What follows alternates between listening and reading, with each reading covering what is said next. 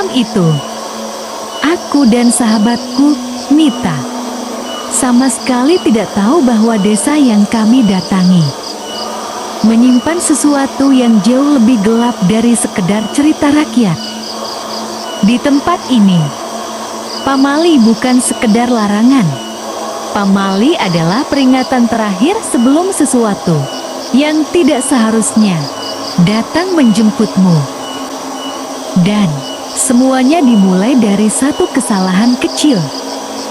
Satu langkah yang kami anggap sepele, yang membuat kami dihantui oleh sosok berselubung kain merah, dengan wajah pucat, rahang patah, dan mata yang seperti tidak pernah berkedip. Orang-orang sini menyebutnya pocong merah. Inilah kisah yang akan kuceritakan dari awal sampai akhir, sebelum semuanya hancur. Sebelum ceritanya dimulai, kalau kalian suka cerita-cerita horor panjang seperti ini, jangan lupa tekan tombol subscribe, like, dan tinggalkan komentar, supaya aku bisa terus lanjutin episode berikutnya. Karena semakin banyak yang nonton, semakin dalam pula aku bisa membawa kalian ke sisi paling gelap dari cerita ini. Aku masih ingat jelas hari ketika aku dan sahabatku, Mita, memutuskan untuk pergi ke sebuah desa terpencil bernama Desa Kaluruhan. Kami datang bukan untuk liburan, tapi untuk memotret lokasi desa yang katanya indah dan masih alami. Mita butuh untuk tugas kuliah fotografi. Aku ikut hanya karena dia memaksa. Perjalanan panjang melelahkan, tapi yang bikin aku benar-benar tidak nyaman adalah kabut. Saat bos memasuki wilayah desa, kabut seperti turun dari langit, begitu tebal sampai jarak pandang hanya sekitar 5 meter. Padahal waktu itu masih sore, sekitar jam 4. Aneh ya Ras, kata Mita, sambil mencondongkan wajah ke kaca jendela. Biasanya jam segini matahari masih terang. Aku hanya mengangguk. Ada sesuatu yang tidak enak di dada. Kabut itu rasanya seperti menempel di kulit, dingin dan membuat bulu kuduk berdiri. Begitu bus berhenti di pinggir jalan tanah, aku dan Mita turun sambil membawa ransel. Suara mesin bus yang menjauh perlahan digantikan oleh suara serangga dan keheningan. Desa itu sepi, terlalu sepi. Rumah-rumah kayu berdiri berderet namun seperti kosong. Tidak ada orang lewat. Tidak ada suara ayam. Tidak ada suara anak bermain. Lalu tiba-tiba ada suara langkah pelan dari belakang kami. Seorang nenek tua lewat sambil membawa keranjang rotan. Matanya ceku, wajahnya pucat, rambutnya kusut seperti jarang disisir. Dia berhenti tepat di depan kami dan melihat kami lama sekali. Baru datang ya? Suaranya serak dan rendah. Mita tersenyum ramah. Iya, Nek. Kami mau menginap di sini 2 atau 3 hari. Nenek itu menelan ludah. Lalu dia berkata pelan, sangat pelan. Kalau kabut turun, jangan keluar rumah. Jangan membuka jendela. Jangan memanggil. Atau nanti ditandai. Aku langsung merinding.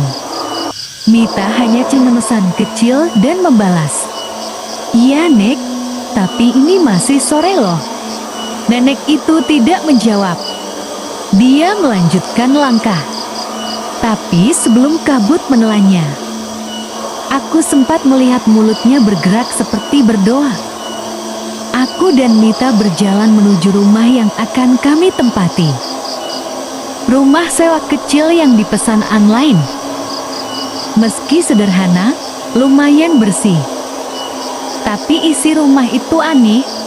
Semua jendelanya dipaku dari luar. Bahkan lubang ventilasi ditutup kain. Aneh ya? Tanya Mita. Banget, jawabku lirih. Saat malam tiba, kabut makin tebal. Lampu jalan terlihat seperti kuning redup jauh di balik asap putih. Aku duduk di dekat pintu sambil menonton YouTube di HP. Mita sedang memindah foto dari kameranya. Tepat jam 18:47, listrik tiba-tiba redup. Bukan mati, hanya redup seperti dicuri cahayanya. Oh tidak, jangan bilang mau mati lampu, keluh Mita.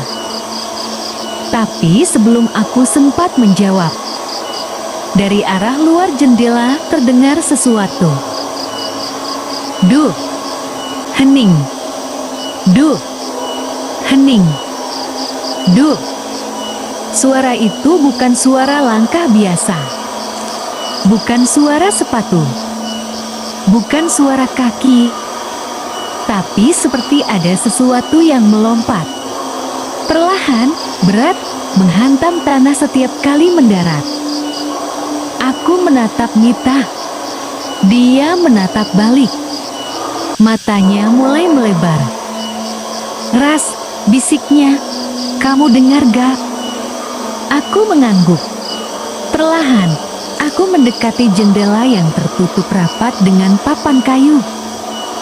Suara itu makin dekat. Duh, duh, duh. Lalu berhenti tepat di depan rumah. Aku bisa merasakan lantai kayu bergetar sangat halus. Ada sesuatu di luar. Sesuatu yang berat. Sesuatu yang tidak seharusnya ada di sana.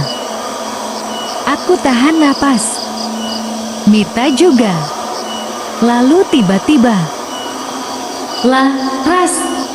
Suaranya panjang, tercekik, seperti seseorang bicara dari dalam kain tebal. Aku tersentak mundur sampai menabrak meja. Mita menutup mulutnya menahan jeritan. Suara itu memanggil namaku lagi. Lebih dekat, lebih jelas. Ras. Mita memegang lenganku erat. Astaga, Ras, dia manggil kamu. Kabut di luar bergerak seperti ada sesuatu yang lewat. Bayangan besar, tinggi, namun bentuknya tidak jelas. Aku ingin lari. Aku ingin menjerit. Tapi tubuhku membeku. Ketika mendengar 3 ketukan keras di pintu depan. Tok, tok, tok. Listrik berkedip seperti mau mati. Dan dari sela pintu, aku mencium bau angin. Bau kain lembab yang disimpan terlalu lama. Bau tanah makam. Ketukan itu masih terdengar jelas dalam kepalaku sampai sekarang. 3 kali. Pelan tapi penuh tekanan. Seperti tangan seseorang. Atau bukan manusia yang memaksa masuk. Setelah ketukan terakhir, suasana jeti sangat sunyi. Bahkan suara jangkrik hilang seolah ikut bersembunyi. Aku dan Mita mematung di ruang tamu kecil itu. Napas kami terdengar berat, pendek, dan bergetar. Seolah udara di rumah mendadak membeku. Ras, Mita menggoyang lenganku pelan. Jangan buka. Tolong jangan buka, apapun yang terjadi. Aku mengangguk cepat. Tentu saja aku tak mau membuka pintu itu. Tapi masalahnya bukan pada pintu. Masalahnya dia tahu namaku. Aku belum 1 hari di desa itu. Tidak ada yang mengenal kami. Jangankan bertemu orang ramai, jalan desa saja kosong seperti tak berpenghuni. Tapi makhluk itu, entah apa, memanggil namaku seolah sudah lama mengenalku. Kenapa aku? Bagaimana dia tahu namaku? Pertanyaan itu membuat jantungku berdetak makin kencang. Di luar, kabut tebal menempel di pintu seperti kulit kedua. Ada suara gesekan samar, seperti kain panjang diserat pelan di tanah. "Mita," bisikku, "kamu dengar nggak suara seretnya?" Mita mengangguk pelan, wajahnya memucat. Aku rasa itu pocong ras.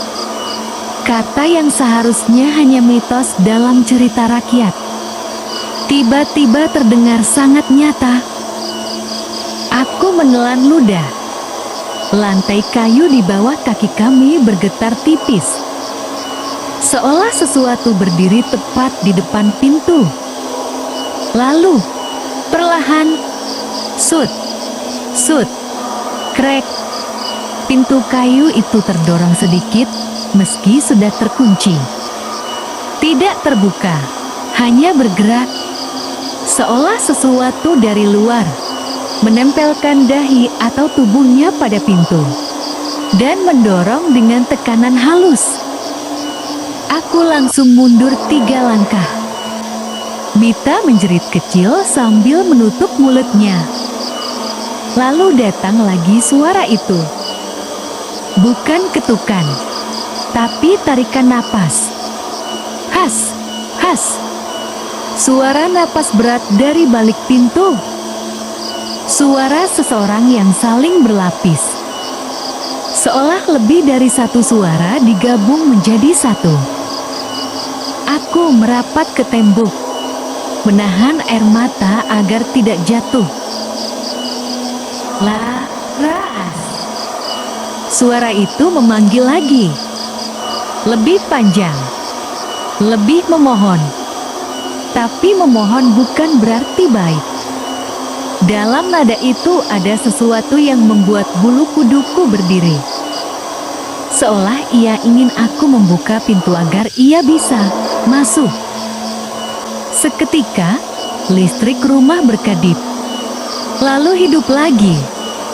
Lalu redup. Seperti ada sesuatu menguras energi lampu. Mita berbisik cepat, hampir tak terdengar. "Ras, kalau pocong merah muncul, jangan jawab. Apapun yang dia bilang, jangan jawab." "Pamali," katanya.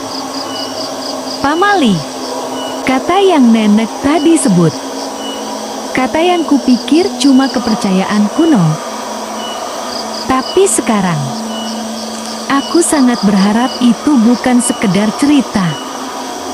Di luar, suara itu makin dekat, sampai aku bisa merasakan getaran halusnya. "Laras, boleh aku masuk?" Suara itu berubah, tidak lagi seperti manusia, seolah datang dari tenggorokan yang disumpal kain basah. Aku menutup telinga, menunduk, berusaha tidak panik. Tapi, ketika aku menunduk, aku melihatnya dari celah bawah pintu yang kecil. Sebelumnya hanya gelap, sekarang muncul sesuatu. Kain merah, kusut, basah. Tetesan cairan hitam menetes ke lantai. Aku langsung mundur sambil ketakutan. Mita menjerit nyaris tanpa suara. "Ras," dia nunduk.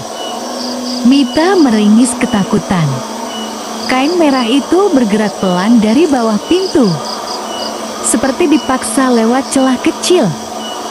Seolah ia menggesekkan wajah atau tubuhnya yang terikat untuk mencariku. Darahku membeku. Lalu tiba-tiba, ketukan keras sekali menghantam pintu. Bo! Rumah bergoyang sedikit. Mita menutup telinganya, tubuhnya menggigil. "Bu, Laras!" Ketukan kedua lebih keras. Dinding seolah bergetar. Aku menahan napas. Kalau dia mendengar kita bergerak, bagaimana? "Bu!" Ketukan ketiga menghentak seluruh rumah. Lalu hening. Benar-benar hening. Tak ada suara napas. Tak ada gesekan kain. Tak ada ketukan. Aku menunggu beberapa detik, lalu beberapa menit. Tidak ada lagi suara. Kabut mulai menipis sedikit dari luar. Mita berbisik hampir tak terdengar. "Dia pergi." Aku mengangguk pelan, meski hatiku tidak yakin. Aku bahkan baru ingin lega. Handphone Mita tiba-tiba bergetar. Nomor tak dikenal menelpon. Mita membeku. Aku ikut menatap layar itu. Nada dering tidak berbunyi. Hanya getaran pelan. Getaran yang terasa jahat. Mita menggeser tombol hijau secara tanpa sadar. Mungkin karena gugup. Kami mendengar suara yang sangat kami kenal. Laras. Suara yang sama. Bukan dari pintu. Bukan dari kabut. Bukan dari luar rumah. Tapi kali ini, dia ada di dalam telepon. Mita menjatuhkan HP-nya. Tubuhnya gemetar. Air mataku langsung jatuh. Karena ketika suara itu tertawa kecil, aku sadar satu hal. Dia belum pergi. Dia masih mencari aku. HP Mita jatuh ke lantai. Layar masih menyala. Koneksi telepon masih tersambung. Dan dari speaker HP itu, masih terdengar suara itu. Tertawa pelan. Lembut. Tapi bukan tawa manusia. Lebih seperti suara kain basah diperas. Lalu dicampur dengan desahan berat dari tenggorokan yang pecah. Aku dan Mita terdiam beberapa detik. Tubuh seperti tak bisa digerakkan. Matiin. Matiin, bisikku sambil bergetar. Tapi Mita bahkan tidak berani menyentuh HP-nya sendiri. Jari-jarinya kaku. Suara itu memanggil lagi. Laras, aku sudah dekat. Nada terakhir itu membuat bulu kuduku seperti didorong dari dalam. Seolah suara itu tidak berasal dari HP, tetapi dari belakang leherku. Aku langsung menepis ketakutan itu dan meraih HP Mita dari lantai. Layar mulai berkedip seperti rusak. Aku tekan tombol end call. Tapi tidak bisa. Layar tidak merespons. "Matt, HP kamu kenapa sih?" Suaraku nyaris pecah. Mita hanya menggeleng sambil menutup wajah, hampir menangis. Aku tekan lagi tombol merah. Tidak bisa. Lalu, dari speaker HP yang ada di tanganku, tiba-tiba terdengar ketukan. 3 kali. Tok, tok, tok. Sama persis seperti ketukan di pintu tadi. Aku refleks menjatuhkan HP itu lagi.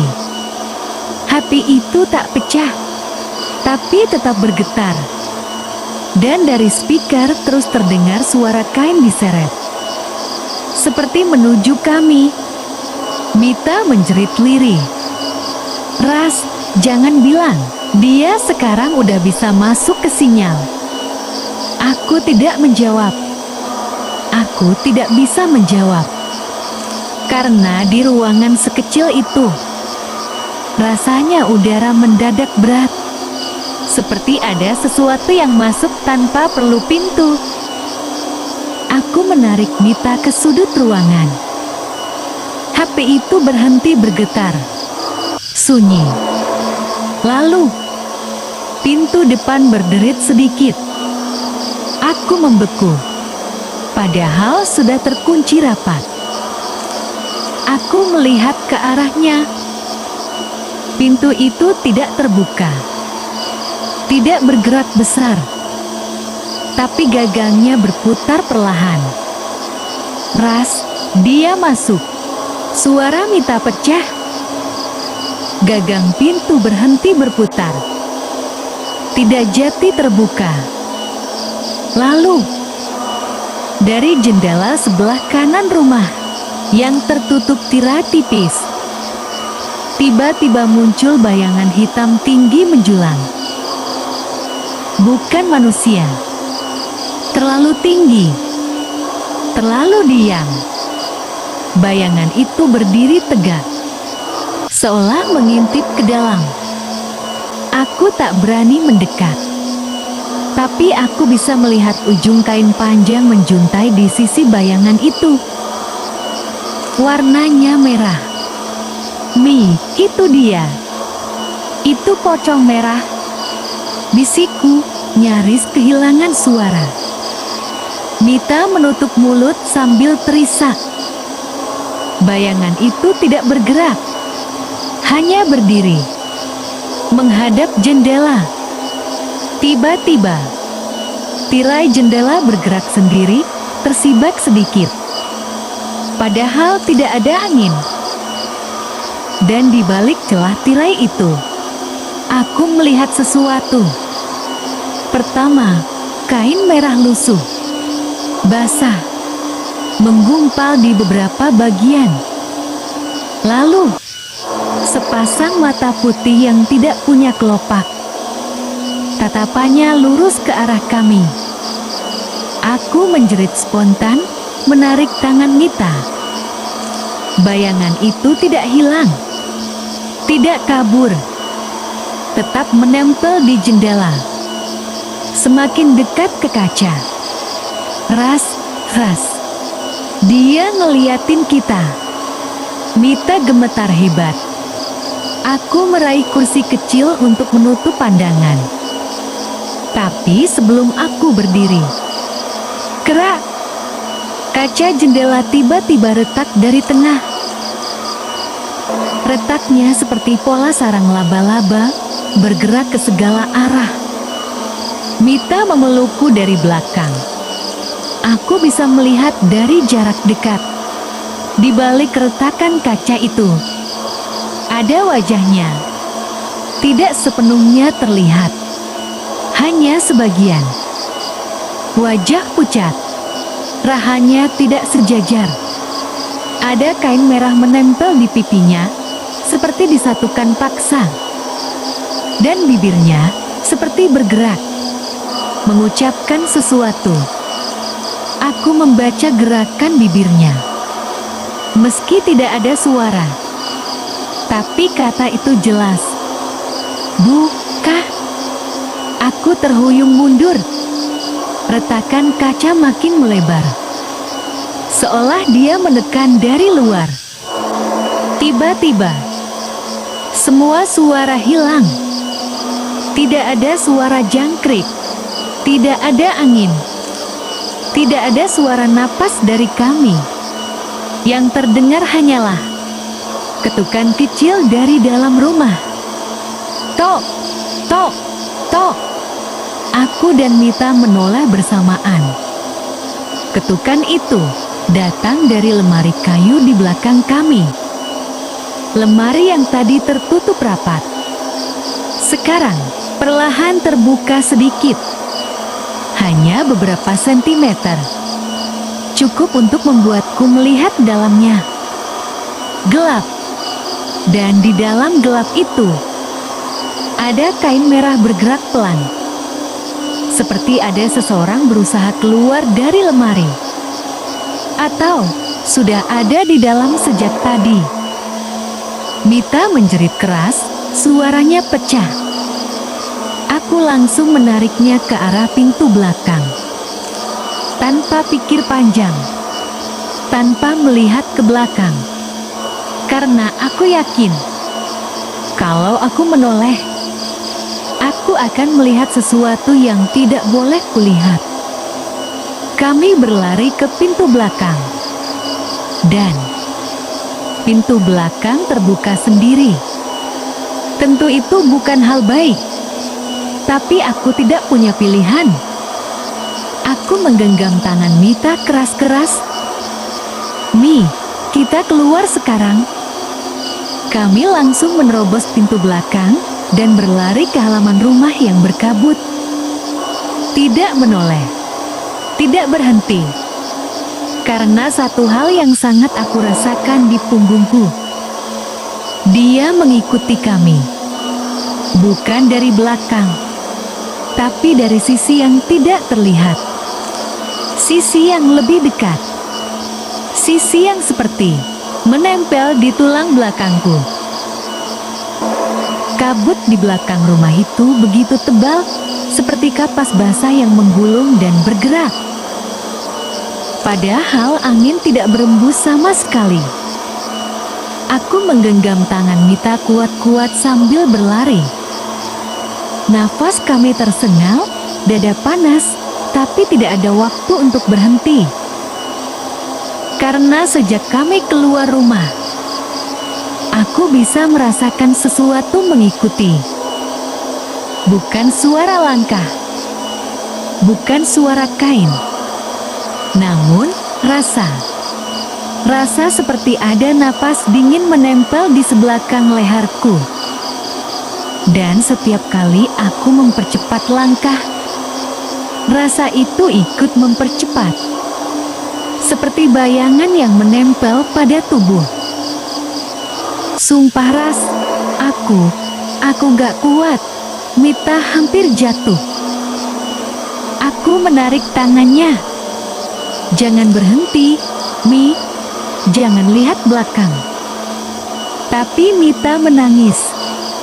Aku tahu dia ingin menoleh.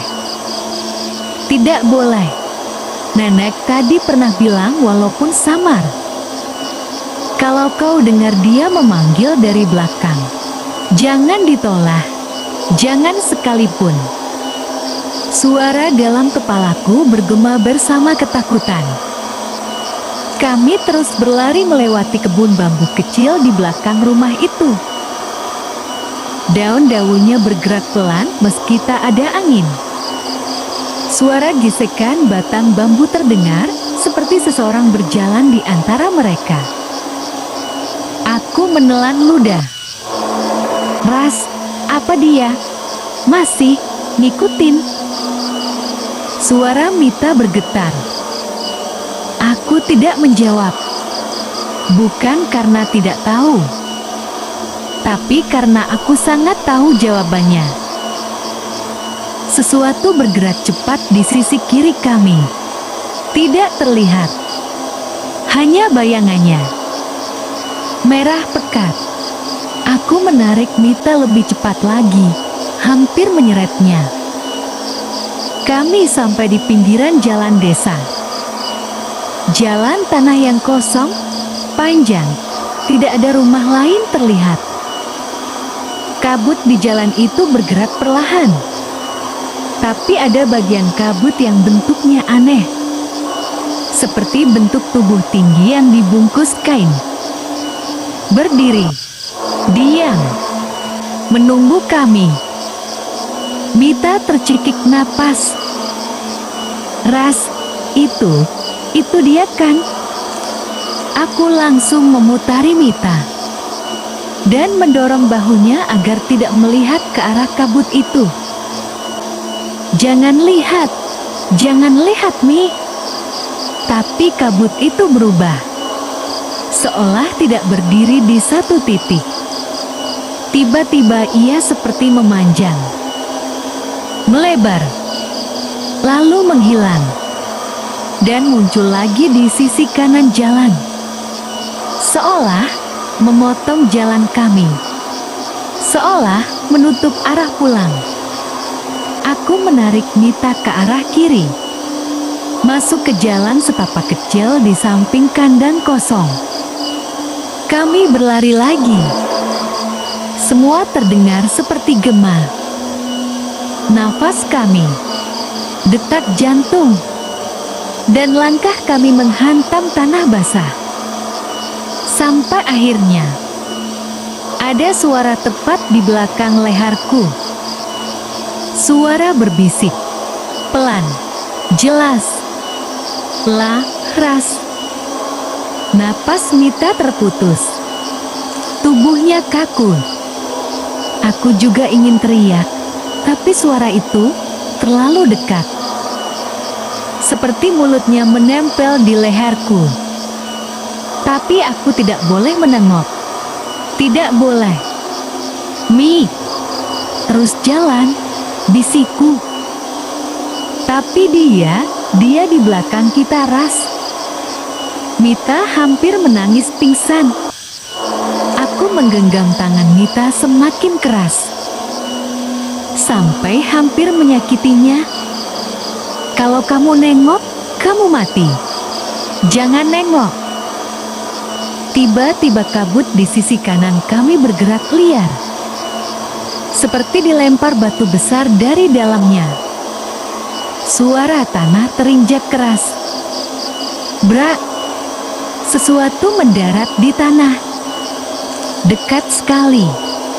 Aku tidak melihatnya, tapi aku bisa merasakan tanah bergetar. Mita menjerit kecil. Bunyi langkah-langkah lompat, seperti tubuh terikat kain. Meloncat-loncat mendekati kami dari arah kabut. Suaranya aneh. Grebuk, grebuk, grebuk. Tiba-tiba sebuah kain merah panjang menyapu tanah, bergerak ke arah kaki kami. Aku menarik Mita sekuat tenaga. Kami hampir jatuh. Dan suara itu memanggil lagi. Lebih marah, lebih terdistorsi. Ras. Aku menggigit bibir sampai berdarah. Aku hampir menoleh. Hampir. Tapi tepat ketika aku merasa leherku mulai ingin bergerak, Mita berteriak.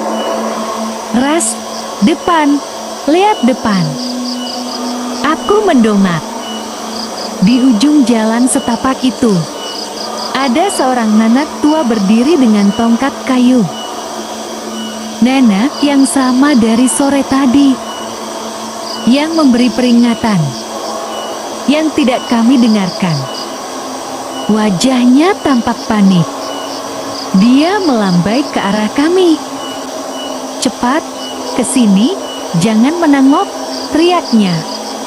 Aku dan Mita langsung berlari ke arah nenek itu. Semakin dekat,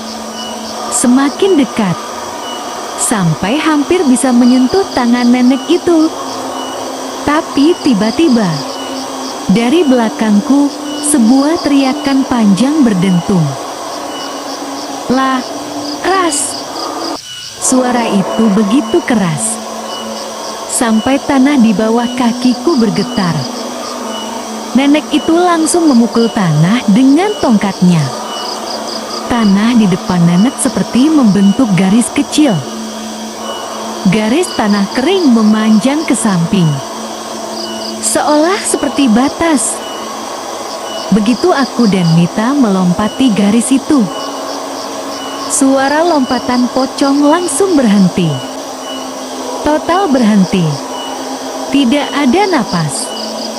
Tidak ada kain. Tidak ada suara. Hanya diam. Mita terjatuh, menangis terseduh-seduh. Lututku lemas. Nenek itu mendekat, wajahnya marah bercampur takut. Katanya pelan, "Kalian hampir di bawah. Dia sudah menempel di punggung kalian." Aku menelan ludah, tubuhku gemetar hebat. Nak, Suaraku pecah. Kenapa dia ngikutin aku? Kenapa namaku dia tahu? Nenek itu menatapku lama. Lalu dia berkata dengan nada yang membuat jantungku seakan berhenti. Laras, kamu bukan baru datang ke desa ini? Aku membeku. Apa maksud Nenek? Nenek mendekatkan wajahnya. Suara bisikannya dingin. Kamu pernah datang ke sini sebelumnya, tapi kamu tidak mengingatnya. Dadaku sesak. Aku ingin bertanya, tapi dari kejauhan, dari balik kabut, aku mendengar suara kain diseret. Pelan, tapi jelas. Dia belum pergi. Tidak sepenuhnya. Dan dia sekarang tahu. Aku ingat sesuatu yang seharusnya tidak aku ingat. Aku terdiam cukup lama. Setelah nenek itu berkata, kalau aku pernah datang ke desa ini, hatiku berdebar, tapi bukan karena takut saja. Lebih seperti ada sesuatu di dadaku yang tersentak. Seperti ingatan lama yang ingin muncul, tapi tertahan oleh kabut tebal. Mita memegang pundakku. Ras, kamu ingat sesuatu? Aku menggelang pelan. Aku nggak pernah ke sini. Seingatku nggak pernah. Nenek itu memandangi kami dengan tatapan yang tidak sekadar prihatin, tapi seperti seseorang yang tahu sesuatu yang jauh lebih dalam daripada yang kami kira. Dia mengisyaratkan kami untuk ikut masuk ke sebuah gubuk kecil di dekat kebun bambu. Gubuk tua itu remang, hanya diterangi lampu minyak kecil. Udara di dalamnya lebih hangat, tapi entah kenapa tetap terasa mencekam. Seolah tempat itu menyimpan cerita yang tidak pernah mau selesai. Begitu pintu ditutup, nenek berbalik ke arahku. Laras, katanya pelan, kamu harus ingat satu hal. Dia duduk perlahan, wajahnya semakin serius. Tidak ada yang dipanggil oleh pocong merah kalau tidak pernah membuka pintu untuknya sebelumnya. Aku langsung merinding. Pintu, bisikku. Nenek mengangguk. Kamu pernah membuka pintu. Pintu yang seharusnya tidak boleh dibuka oleh siapapun. Perlahan, dadaku terasa sesak. Entah kenapa tengkuku dingin sekali. Ada sesuatu, bayangan samar dalam kepalaku, seperti potongan mimpi buruk yang hampir bisa kugapai. Aku menelan ludah. Nak, suaraku bergetar. Pintu apa? Nenek menghela nafas panjang. Ia menatap lampu minyak yang berkedip kecil, lalu mulai bercerita. Beberapa tahun lalu, ada seorang gadis yang datang ke desa ini bersama keluarganya. Anaknya cantik, tapi keras kepala. Suka penasaran, suka membantah pamali. Nenek melirikku sekilas. Aku merasa dadaku kencang. Gadis itu sempat hilang sehari penuh. Semua orang mencarinya. Sampai akhirnya, dia ditemukan pingsan di dekat pohon pamali. Jantungku terasa berhenti 1 detik. Aku tidak tahu pohon pamali itu apa, tapi rasanya aku pernah melihatnya. Entah di mimpi, entah di masa kecil. Nenek melanjutkan. Sejak saat itu, gadis itu tidak pernah kembali ke desa ini. Tapi sebelum pergi, dia sempat berkata sesuatu. Nenek menoleh langsung kepadaku. Dia bilang bahwa di balik pohon itu ada sebuah pintu. Aku tertegun. Katanya, seseorang memanggil namanya dari balik pintu itu. Dan dia membukanya. Mita memegang mulutnya, ketakutan. Aku sendiri, diam. Tubuhku dingin. Bagian belakang kepalaku seperti berdenyut. Ketika pintu itu terbuka, yang keluar hanya kabut merah dan suara. Nenek menatapku tajam. Laras, gadis itu adalah kamu. Aku tersentak mundur. Gak mungkin, Nenek. Aku gak ingat. Orang tuaku gak pernah bilang aku hilang. Nenek menggeleng tegas. Pintu itu tidak akan membiarkanmu ingat. Itu cara pintu melindungi dirinya. Aku memegang kepalaku. Ada bunyi berdengung kecil di telingaku. Seolah ingatanku sendiri sedang tertekan dari dua arah. Kalau aku pernah ke sini, bisikku pelan, kenapa aku nggak ingat sama sekali? Nenek membalas dengan suara sangat pelan nyaris seperti gumaman. Karena dia masih menunggu pintu itu terbuka lagi. Lampu minyak berkedip. Kabut di luar gubuk menebal, seolah mendekat. Mita mulai gelisah. Apa maksudnya, Nak? Kenapa dia ngikutin Laras? Kenapa cuma Laras yang dipanggil? Nenek membungkuk, bersandar pada tongkatnya. Pocong merah itu bukan pocong biasa. Suara nenek bergetar. Dia diam sejenak, lalu menatap kami.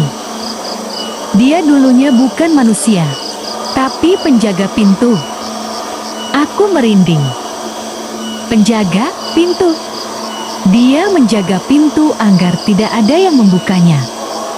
Tapi ketika pintu itu kau buka waktu kecil, dia kehilangan tugasnya. Nenek menatapku tajam. Dan sejak saat itu, dia ingin kamu membuka pintu itu lagi. Sampai dia bisa menarikmu masuk untuk menggantikan posisinya. Ruangan langsung terasa dingin sekali. Mita menjerit pelan, menutupi mulutnya. Aku menegang, tubuhku seperti membeku. Nenek menambahkan perlahan. Laras, dia tidak ingin membunuhmu. Tatapannya dalam sekali. Dia ingin mengambilmu. Aku mematung. Napas tertahan. Dan tepat pada saat itu. Tok, tok, tok. Ada ketukan di dinding gubuk. Pelan. Tapi sangat jelas.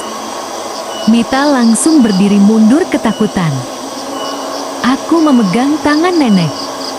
Nek, itu suara apa? Nenek menatap dinding tanpa berkedip. Wajahnya pucat. Bukan dinding, katanya lirih. Suara itu berbunyi lagi. Tok, tok, tok. Kali ini lebih dekat. Lebih berat. Aku menelan ludah. Nenek akhirnya berkata, dia sudah menemukan kalian. Ketukan berhenti. Dan tepat di atas kami. Dari atap gubuk yang rapuh. Ada suara kain diserat perlahan. Mengelilingi atap. Seperti seseorang berjalan di atas genting, sambil diserat oleh kain panjang. Nenek menggenggam tanganku kuat-kuat. Dengarkan baik-baik, Laras, bisiknya. Jangan menatap ke arah manapun yang memanggil namamu. Karena malam ini, dia tidak datang sebagai bayangan. Lampu minyak padam. Ruangan gelap total. Nenek berbisik terakhir kali. Dia datang sebagai wujudnya. Gelap. Bukan gelap biasa, tapi gelap pekat. Yang seperti menelan udara dan suara di sekitarnya. Lampu minyak padam begitu saja. seperti ada yang mencabut nyawanya. Aku tidak bisa melihat apapun.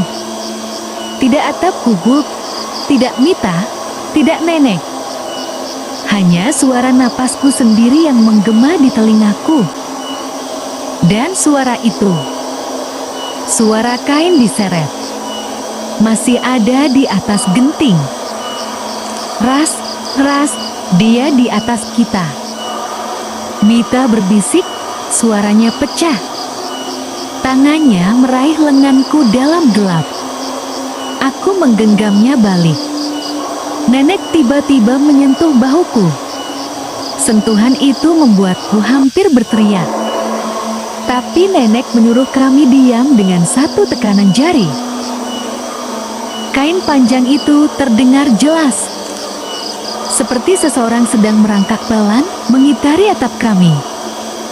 Bukan berjalan dengan kaki, lebih seperti melompat kecil.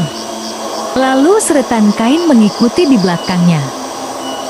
Setiap kali dia bergerak, debu dari atap runtuh sedikit. Aku bisa merasakannya jatuh ke rambutku.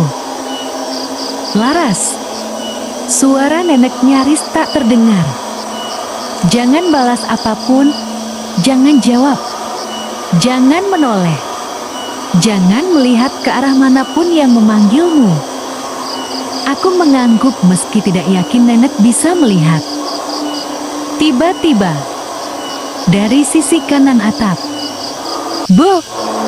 Seseorang atau sesuatu menginjak genting dengan keras. Atap tua itu bergetar. Mita menggigit bibirnya sambil menahan jeritan. Makhluk itu bergerak lagi, melingkari gubuk. Lalu berhenti, tepat di atas kepalaku. Aku tidak berani bernapas. Tiba-tiba, dari bagian atap yang rapuh, terdengar suara. Duk, duk, duk. Aku memejamkan mata. Kemudian, suara itu memanggilku. Laras. Tidak dari depan. Tidak dari samping. Tapi dari atas. Seolah makhluk itu menempelkan wajahnya di genting dan membisikkan namaku tepat ke bawah. Aku menggigil. Mita memeluk lenganku erat. Tubuhnya gemetar tak terkendali. Suara itu kembali memanggil. Laras, buka matamu. Aku menahan napas. Aku ingat kata-kata nenek. Jangan menatap ke arah manapun yang memanggil namamu. Makhluk itu mencoba memancingku. Laras, aku lihat kamu. Nenek menggeram pelan. Suaranya rendah tapi tegas. Dia bohong, jangan dengarkan. Makhluk itu tiba-tiba bergerak cepat. Atap seperti diinjak berkali-kali. Gubuk kecil itu bergetar seolah akan runtuh. Lalu, bok! Sebuah hantaman keras dari atas membuat tanah di bawah kami berdebu. Mita menutup mulutnya, hampir menangis. Aku bisa merasakan sesuatu menetes dari atap. Menetes ke pipiku. Hangat, kental. Aku usap sedikit, dan langsung menyesal. Baunya busuk, seperti darah basi. Nenek menarik kami berdua mendekat ke sudut gubuk. Dengar aku, bisik nenek terburu-buru. Dia tidak bisa masuk dari pintu kalau kalian tidak membukanya. Tapi kalau atap, itu ceritanya berbeda. Aku menelan ludah keras-keras. Atap adalah tempat roh menunggu, bukan pintu untuk manusia, lanjut nenek. Makhluk itu bergerak lagi, tapi kali ini lebih perlahan. Suara kain menyeret itu menuruni sisi atap, menurun ke arah jendela. Aku bisa merasakan udara dingin dari celah jendela kayu yang tua. Dan suara itu berubah lebih lirih, lebih dekat, seperti tepat di luar jendela. Ras, buka. Jendela bergoyang pelan. Sruk, sruk. Seseorang menggesekkan kain panjang di sana, mencoba membuka pengait kecil kayu dari luar. Kita harus pergi, bisik nenek. Kalau dia masuk lewat jendela, kalian berdua selesai. Aku hampir tidak bisa bergerak.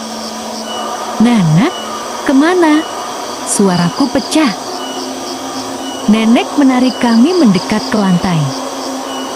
Turun, turun, tanya Mita. Turun kemana? Nenek meraba bagian lantai dengan telapak tangannya.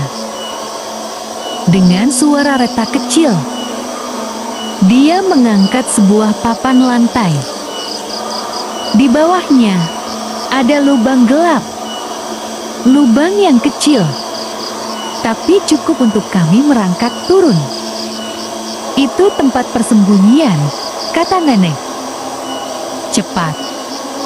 Jendela mulai bergerak lebih keras. Trak, trak. Pengait kayu sedikit demi sedikit terlepas. Mita pucat. Aku memegang tangannya. Kamu dulu, bisikku. Mita menggigit bibir, menunduk, lalu turun perlahan ke dalam lubang gelap itu. Aku menyusul. Sebelum aku turun sepenuhnya, aku melihat sekilas ke arah atap.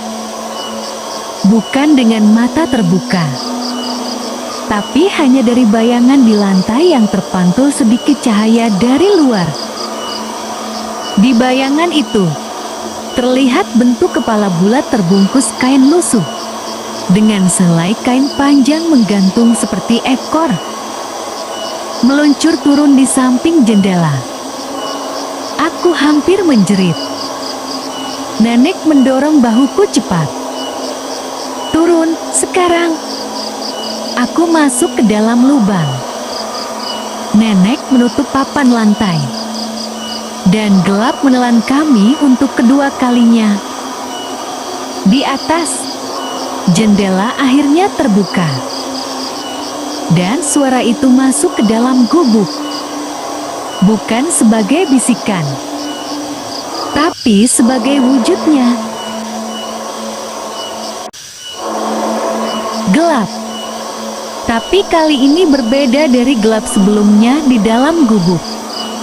Gelap yang ini lebih basah, lebih pengap, lebih hidup. Aku bisa mencium bau tanah lembab. Seperti lubang yang sudah lama tertutup. Lubang yang tidak seharusnya dibuka. Mita meraih lenganku dalam gelap, gemetaran hebat. Tangannya dingin seperti sedang demam tinggi. Aku berbisik pelan. Mita, aku di sini. Dia mengangguk. Aku merasakannya dari gerakan kecil di lenganku. Tapi dia tidak berbicara. Di atas kami, papan lantai sudah tertutup kembali oleh nenek, menyisakan hanya celah tipis cahaya di sela-sela papan tua. Dan di balik papan itu, ada suara langkah. Bukan langkah manusia. Seperti sesuatu yang melompat kecil lalu mendarat lagi. Setiap dentumannya membuat debu jatuh dari rongga kayu ke wajahku. Aku menahan napas. Lalu terdengar suara berat bernapas. Bukan, tapi lebih seperti menggeram. Seperti monster kehabisan napas panjang. Mita menggenggam bajuku. Aku tahu dia hampir menangis. Tapi dia berusaha menahan semua suara. Suara itu bergerak pelan, memutari lantai gubuk. Bukan berjalan, tapi seperti diseret. Kain panjangnya bergesek dengan lantai kayu tua. Srek, srek, srek. Lalu berhenti tepat di atas kami. Tepat di atas papan lantai tempat kepala kami menunduk. Aku bisa mendengar sesuatu menempel. Kayu lantai melengkung sedikit. Seperti sesuatu menempelkan wajahnya ke papan itu. Dan kemudian, seperti mengetuk lantai kayu 2 kali. Lembut, pelan. Tapi cukup membuat jantungku serasa mau copot. Ketukan itu seperti memanggil kami dari balik kayu. Seolah makhluk itu tahu bahwa kami bersembunyi di bawah. Raas, bisikan itu kembali. Tapi kali ini berbeda. Lebih jelas, lebih basah, lebih dekat.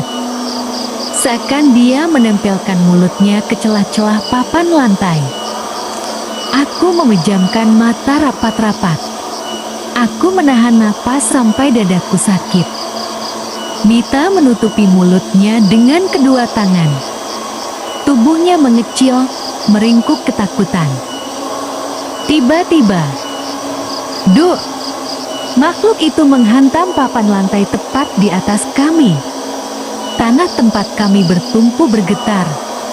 Tanpa sadar aku memeluk Mita, menariknya mendekat. Duk! Hantaman kedua lebih keras. Debu jatuh dari sela-sela papan, mengenai rambut dan wajah kami. Mita terisak tanpa suara. Aku berbisik nyaris tak terdengar. Mita, tahan, sedikit lagi. Makhluk itu menggesek lantai dengan sesuatu yang tajam. Bunyi kayu tergoras membuat bulu kuduku merinding. Lalu, suara itu berubah. Seperti sesuatu mengendus. Menghirup bau kami dari balik kayu. Hawa dingin merayap menembus papan lantai menyentuh kulit kami. Tiba-tiba Mita menegang. Tangannya memegang lenganku makin keras. Mita, bisikku pelan. Mita tidak menjawab. Dia justru melihat ke arah celah kecil di papan lantai. Satu-satunya celah yang sedikit memantulkan cahaya dari lampu minyak. Yang entah bagaimana menyala kembali di atas sana. Dan di celah cahaya itu, bayangannya muncul. Aku tidak melihat wujudnya, tapi aku melihat mata itu dari celah selebar 2 jari. Sepasang mata putih tanpa bola hitam. Menatap lurus ke bawah. Menatap kami. Aku menahan teriakan. Tenggorokanku tercekat. Mita hampir pingsan di pelukanku. Mata itu tidak bergerak. Tapi nafasnya terdengar dari balik papan. Aku memejamkan mata dan menggigit bibirku sampai terasa asin. Nenek akhirnya berbisik dari dalam gubuk. Suaranya pelan, sengaja ditahan. Pergi kau. Tapi suara nenek terdengar gemetar. Makhluk itu menggeram balik. Dan aku bisa merasakan. Kehadirannya berubah lebih dekat. Lebih penuh kemarahan. Duk! Papan lantai retak sedikit. Aku bisa merasakan serpiannya jatuh ke pipiku. Laras, Laras, dia mau masuk. Bisik Mita lirih, ketakutan setengah mati. Aku menarik Mita memelukku. Aku tahu. Suara nenek tiba-tiba berubah lebih keras, lebih tegas. Kau tidak berhak masuk. Ruangan di bawah kami mendadak bergetar. Aku mendengar suara seperti angin menyapu keras. Lalu, hening. Benar-benar hening. Tidak ada suara langkah. Tidak ada seretan kain. Tidak ada tarikan napas. Nenek menggeser sesuatu di atas lantai. Mungkin lemari kecil atau balok kayu. Lalu nenek berkata, "Anak-anak, kalian tetap di bawah, jangan naik sampai aku bilang." Aku mengangguk, meski nenek tak bisa melihat. Mita masih terisak, wajahnya menempel di bahuku. Hening kembali turun. Tapi entah kenapa, dari ujung lubang gelap di belakang kami, aku mendengar sesuatu bergerak. Pelan, seperti tarikan napas. Tapi bukan dari atas. Dari dalam lubang itu sendiri. Dari kegelapan yang lebih dalam. Dan sesuatu sedang bergerak mendekati kami. Gelap. Tapi kini gelap itu bukan lagi sekedar ruang persembunyian. Bukan lagi sekedar lubang di bawah gubuk. Gelap ini terasa berbeda. Seperti ada sesuatu yang menghirup semua cahaya dan panas dari tubuhku. Mita menempel erat di sisiku, tapi dia tidak lagi bicara. Nafasnya tersengal kecil seperti sesak. Aku memegang pundaknya, menenangkannya. Atau lebih tepatnya, menenangkan diriku sendiri. Di atas, nenek masih ada. Kami bisa mendengar langkahnya, samar dan berat, bolak-balik di lantai gubuk. Seolah sedang menjaga kami dari sesuatu. Tapi justru itulah yang membuatku sadar. Jika nenek ada di atas. Lalu, suara apa yang baru saja ku dengar dari dalam kegelapan di belakang kami? Aku menahan napas. Mita juga merasakannya. Dia mencengkeram lenganku lebih erat. Suara itu datang lagi. Pelan. Benar-benar pelan. Seperti seseorang menyeret kuku di tanah lembab. Suara itu bukan dari papan lantai. Bukan dari atas. Tapi dari lorong sempit di bawah tanah yang terhubung dengan lubang ini. Suara itu mendekat. Jantungku berdegup di tenggorokan. "Mita," bisikku, "jangan gerak." Mita mengangguk. Aku bisa merasakannya dari tubuhnya yang bergetar. Kemudian, sesosok bayangan muncul di ujung kegelapan. Sangat samar, hanya bentuk yang lebih gelap dari gelap itu sendiri. Aku membeku. Bayangan itu tidak besar. Tidak juga tinggi. Bentuknya kecil. Membungkuk. Seperti tubuh anak-anak. "Mita, kamu lihat," bisikku. Mita tidak menjawab. Lalu bayangan itu bergerak lagi. Perlahan, merangkak ke arah kami. Suara kuku atau tulang menyeret tanah terdengar jelas. Aku ingin mundur, tapi dinding tanah ada tepat di belakangku. Tidak ada tempat untuk lari. Suara nenek tiba-tiba terdengar dari atas. "Kalau kalian masih di sana, tetap diam, jangan naik." Aku menelan ludah keras-keras. Dalam hatiku, aku ingin teriak. Meminta nenek turun membantu, tapi aku tahu itu mustahil. "Ras," tiba-tiba Mita berbisik dengan suara tercekat. "Ada tangan." Aku menoleh perlahan. Dari kegelapan itu, aku melihatnya.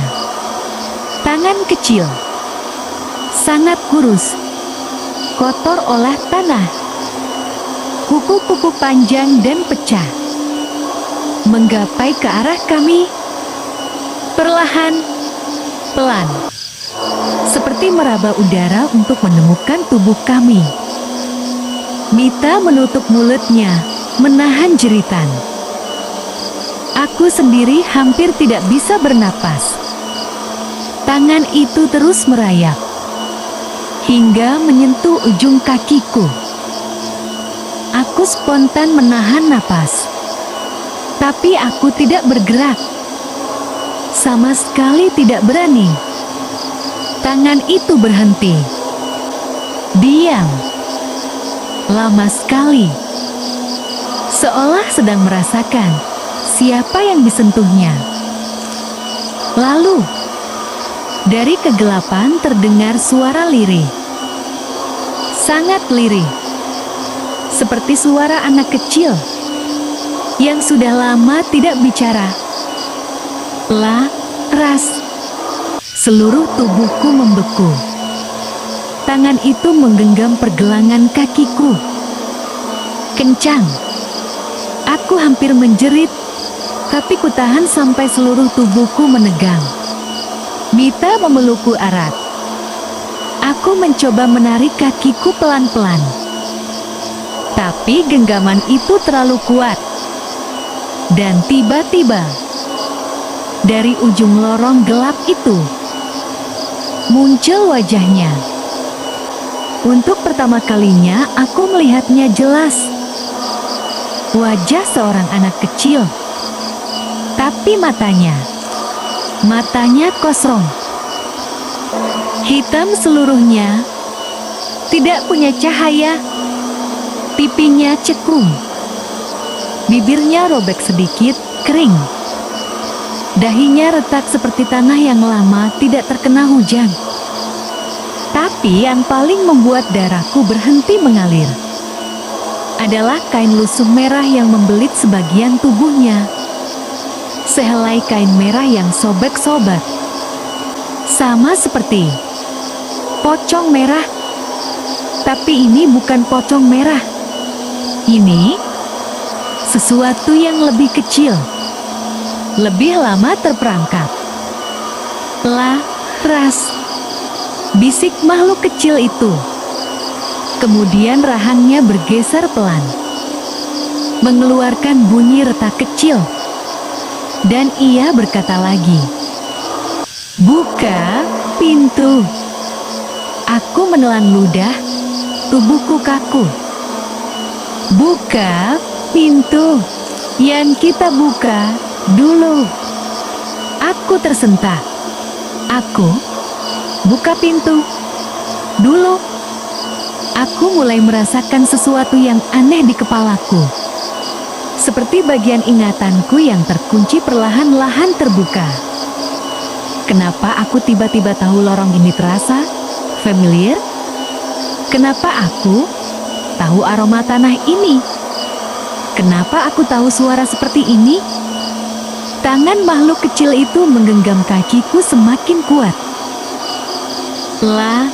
Ras, kembalilah. Ia tersenyum. Senyum yang tidak seharusnya dimiliki anak sekecil itu. "Pocong merah menunggumu." Mita akhirnya tidak kuat dan menjerit tertahan. Jeritannya tidak keras, tapi cukup untuk membuat makhluk kecil itu bereaksi. Ia menengok ke arah Mita. Kepalanya berputar terlalu cepat, terlalu patah. Terasa tidak manusiawi. Kemudian ia menggeram. Tidak seperti anak kecil, tapi seperti makhluk lapar. Aku menarik Mita ke belakang, walau tidak ada tempat mundur. Tubuhku gemetaran. Makhluk kecil itu merangkak lebih cepat ke arah kami. Tangannya mencakar tanah. Tepat sebelum ia menerkam kami. Dari atas kami mendengar Nanak menjerit, "Laras, tutup mata kalian." Aku langsung memeluk Mita dan menjepit kepala kami berdua ke dadaku. gelap, hening, dan kemudian sesuatu pecah, sesuatu terbuka, tapi bukan di dalam lubang, melainkan di balik ingatanku sendiri. Aku teringat sesuatu yang selama ini tertutup kabut. Aku pernah menuruni lorong ini waktu kecil dengan seseorang yang kini sedang merangkak ke arahku. Makhluk kecil itu bukan hantu asing. Dia teman masa kecilku yang hilang bersamaku, yang tidak pernah kembali. Dan kini dia ingin membawaku kembali. Aku membeku. Tidak ada kata lain. Tidak ada rasa lain. Hanya kengerian murni yang menghancurkan seluruh tubuhku dari dalam. Makhluk kecil itu, yang tadinya tampak seperti roh anak hilang, kini semakin terlihat jelas rupa sebenarnya. Dia bukan anak kecil, atau mungkin pernah, tapi sudah terlalu lama berada di lorong gelap ini, hingga wajah kemanusiaannya hilang sedikit demi sedikit. Dia merangkak semakin dekat. Tubuhnya gemetar seperti menahan rasa lapar yang panjang. Tapi meski rupa itu sudah berubah, ada sesuatu dalam tatapannya yang membuat tenggorokanku mengering. Aku mengenalnya. Al. Bisikku bergetar. Aldi. Nama itu keluar sendiri. Tanpa kupikirkan, tanpa kusadari aku masih mengingatnya. Mita menatapku, bingung dan ketakutan.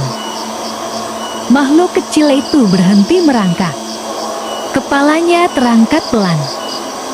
Dan tiba-tiba, senyum retaknya semakin melebar. Ras. Suara itu menggema seperti angin dari dalam kuburan. Kamu ingat? Aku tersedak napas sendiri. Itu dia, Aldi. Anak laki-laki dari desa ini. Teman masa kecilku. Kami dulu sering bermain di hutan dekat desa nenek. Aku bahkan pernah masuk lorong ini bersamanya saat kecil. Untuk apa? Untuk mencari sesuatu. Aku memejamkan mata, memaksa ingatan terbuka. Aku ingat, kami turun ke lorong ini karena penasaran. Ada cerita tentang jalan tikus yang dipakai anak-anak desa untuk sembunyi dari orang tua. Tapi lorong ini lebih dalam, lebih dingin, dan lebih gelap dari yang kami duga. Aku ingat saat itu Aldi terpeleset. Kakinya tersangkut sesuatu. Dan aku ingat, aku lari meninggalkannya. Dadaku terasa dihimpit rasa bersalah. Puluhan tahun yang kubenamkan entah kemana. Makhluk itu, Aldi. Dia merangkak lagi, lebih cepat, lebih patah.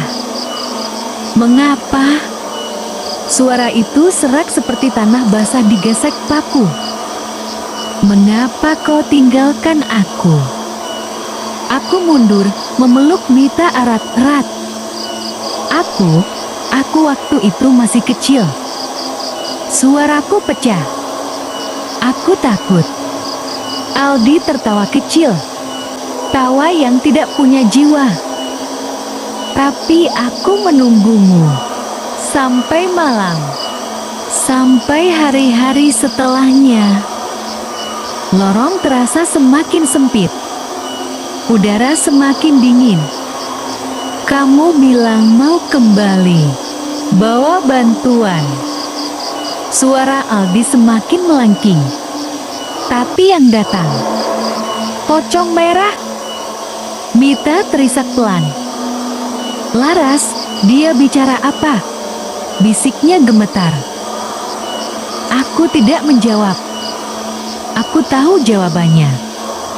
Aku ingat masa kecilku, di mana orang-orang desa pernah mencari-cari anak hilang dan menemukannya. Sudah bukan jati manusia lagi. Pocong merah itu bukan hantu tunggal, bukan satu sosok. Ia adalah penjaga lorong. Dan ia mengambil anak-anak yang tersesat di bawah tanah desa. Aldi adalah salah satunya. Dan kini ia ingin menggenapkan apa yang lama tertunda. Aldi merangkak sangat cepat. Kakinya menyeret seperti patah di beberapa bagian. Laras, aku lapar. Bisiknya lirih tapi tajam. Lapar karena menunggumu. Aku dan Mita merapat ke dinding tanah. Tidak ada jalan keluar. Sampai tiba-tiba, dari atas lantai kami mendengar suara benturan keras. Dua. Suara tongkat nenek. Laras, Mita, naik sekarang. Teriakan nenek menggema hingga ke dada. Aldi berhenti. Kepalanya menoleh ke arah suara nenek. Kaku, patah, seperti tulang yang tidak pas sendinya. Tua itu menghalangiku. Gumam Aldi. Sama seperti dulu. Aku sadar. Ini kesempatan kami satu-satunya. Ayo, Mita. Aku meraih tangan Mita dan memaksa tubuhku bergerak ke arah lubang atas.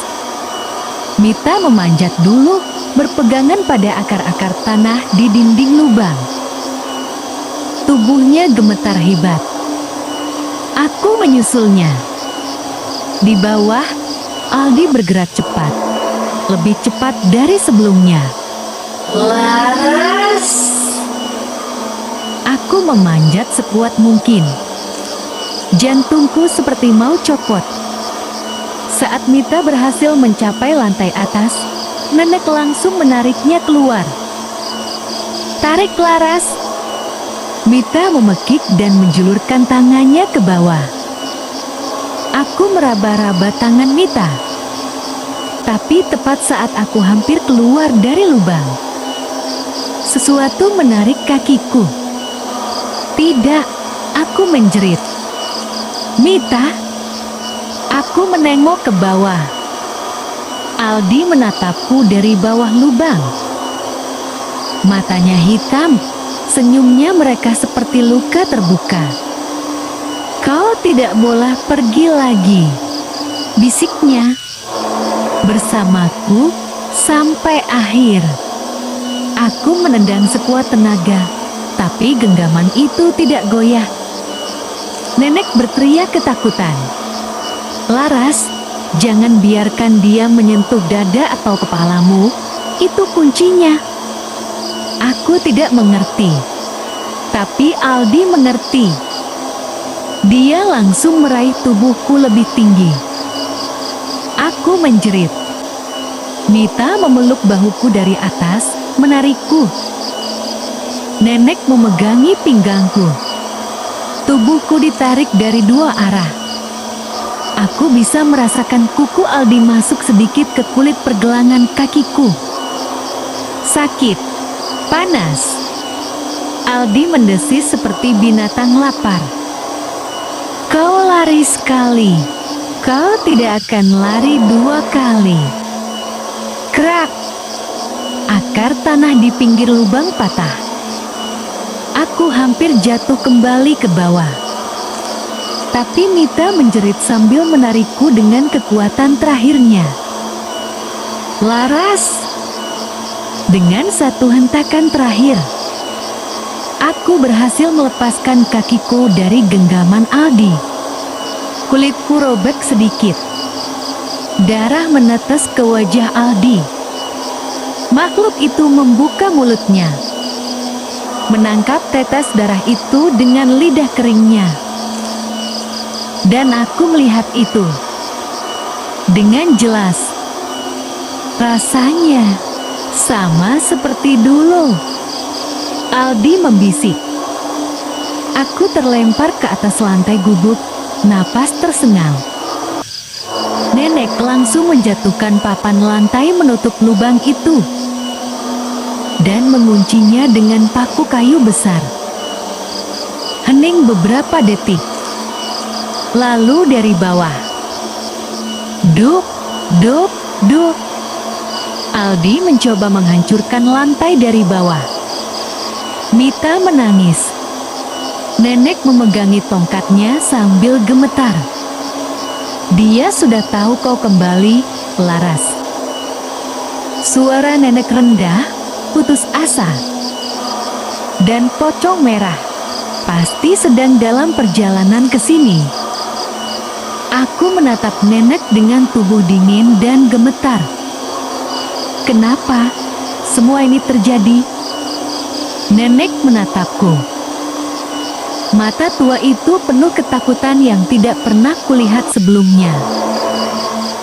Karena kalian berdua telah membuka apa yang seharusnya tidak boleh terbuka. Nenek menarik napas panjang dan menatap pintu gubuk yang mulai bergetar pelan. Dan bergetar semakin keras. Seperti sesuatu berdiri tepat di luar. Di luar, suara kain menyeret. Perlahan mendekati pintu. Makhluk itu, pocong merah, sudah tiba. Pintu gubuk itu bergoyang. Bukan goyangan kecil, tapi getaran berat. Seperti seseorang menabraknya dengan tubuh kaku. Duk, duk, duk. Aku, Mita, dan nenek berdiri saling merapat. Nafas kami tercekat. Dari luar, suara kain itu semakin dekat. Aroma tanah basah dan sesuatu yang busuk merayap masuk melalui celah pintu. Aku tahu itu aroma pocong merah. Tubuhku gemetar tak terkendali. Nenek, dia beneran datang, bisikku dengan suara hampir tidak keluar. Nenek mengangguk pelan. Wajahnya pucat. Pucat seperti sudah melihat kematian berkali-kali. Dia datang untuk dua hal, ujar nenek dengan suara pecah. Pertama, mengambil Aldi kembali. Aku menelan ludah kering. Dan nenek melanjutkan. Kedua, menjemput kalian. Kepalaku langsung pusing. Mita memegang tanganku erat, jemarinya dingin seperti es. Kenapa kita? Nak, kenapa harus kami? Tanya Mita sambil terisak. Nenek menggeleng perlahan. Kalian sudah masuk lorong terlarang. Sudah melihat yang tidak boleh dilihat. Dan membuka ingatan lama yang seharusnya tetap tidur. Duk, pintu hampir copot dari engselnya. Aku tersentak mundur. Lalu, suara itu terdengar. Bukan dari luar, tapi dari bawah lantai. Tok, tok, tok. Ras. Suara itu Aldi. Dia memanggilku dari balik lantai, penuh lapar dan amarah. Mita langsung menutup telinganya. Dia bisa masuk dari bawah, Nek, teriaknya panik. Nenek menggeleng cepat. Tidak, selama papan itu tidak dibuka, dia tidak bisa naik. Aku ingin percaya. Tapi lantai itu terus bergetar. Tok, tok, tok. Seperti ada kuku panjang menggaruk balik papan. Aku menahan napas. Tapi sesuatu membuatku lebih takut daripada suara itu. Pintu berhenti bergoyang. Sunyi total. Tidak ada kain diseret. Tidak ada ketukan. Tidak ada napas. Nenek tiba-tiba menarik kami berdua mendekat ke pojokan. Dengar aku baik-baik. Suaranya kini bergetar, bukan karena takut, tapi seperti sudah menerima sesuatu. Kalau pintu itu terbuka, kalian jangan lihat. Apapun yang terjadi, jangan lihat. Aku mengangguk cepat. Mita juga. Tapi tiba-tiba, klek, pengait pintu bergerak sendiri, pelan. Lalu, jebrak. Pintu terbuka sangat keras, terhempas ke dinding. Angin dingin menerjang masuk. Lampu minyak padam total. Gelap menelan kami. Nenek membisik keras, "Tutup mata, tutup." Aku memejamkan mata cepat. Tapi Mita kaget. Dia terlambat. Dia menoleh sedikit ke arah pintu. Dan aku mendengar dia menghirup napas dengan suara tercekat, panjang, dan sangat ketakutan. Seperti seseorang yang melihat hal yang tidak boleh dilihat manusia. "Mita, jangan lihat, jangan." Tapi dia sudah melihatnya. Aku bisa merasakan tubuhnya mulai gemetar hebat di pelukanku. Dari luar pintu, suara itu masuk. Lambat, berat, seperti sesuatu diseret di tanah. Suara kain panjang. Aku tidak membuka mata. Tapi aku tahu makhluk itu sudah masuk gubuk. Aku bisa mencium baunya. Aroma tanah kuburan yang lama. Busuk menyengat seperti daging yang membusuk di dalam plastik. Dan suara napas yang bukan napas manusia. Nenek berbisik, "Laras, jangan lepaskan tanganmu dari Mita. Dia sedang mencoba mengambilnya." Aku memeluk Mita semakin erat. Dari depan, suara langkah melompat kecil itu semakin dekat. Aku tidak berani membuka mata, tapi aku bisa merasakan tanah bergetar. Makhluk itu mendekati kami. Semakin dekat, sampai aku bisa merasakan angin dingin di wajahku. Nenek menggenggam tongkatnya erat dan berdiri paling depan. "Nak, tolong," bisikku. Dan tepat saat itu, Aldi di bawah lantai menjerit panjang. "Jangan ambil, Laras." Jeritanya mengguncang lantai. Pocong merah berhenti bergerak.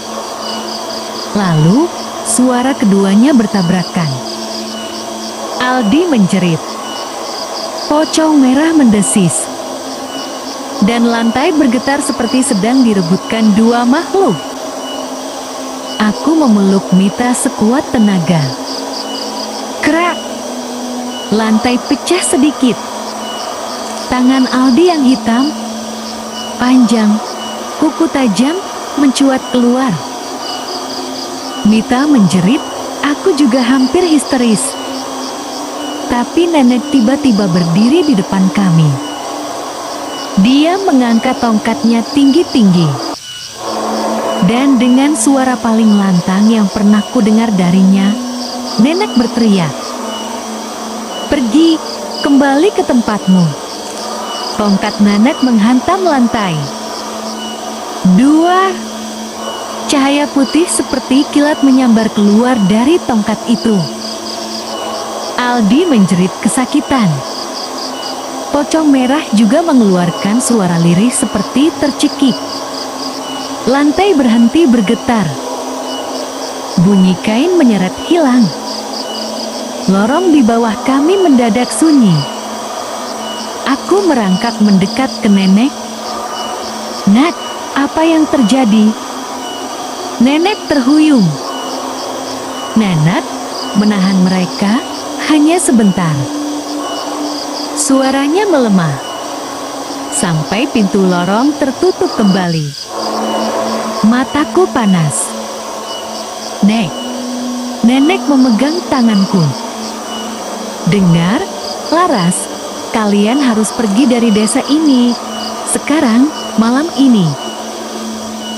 Jangan menunggu pagi, pocong merah hanya bisa ditahan sebentar."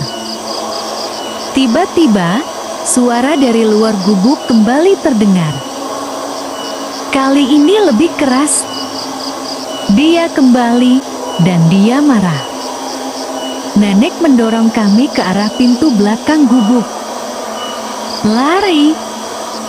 Aku menarik Mita keluar menerobos gelap malam. Angin kencang, kabut pekat. Pohon-pohon bergetar seperti ada sesuatu bergerak cepat di antaranya.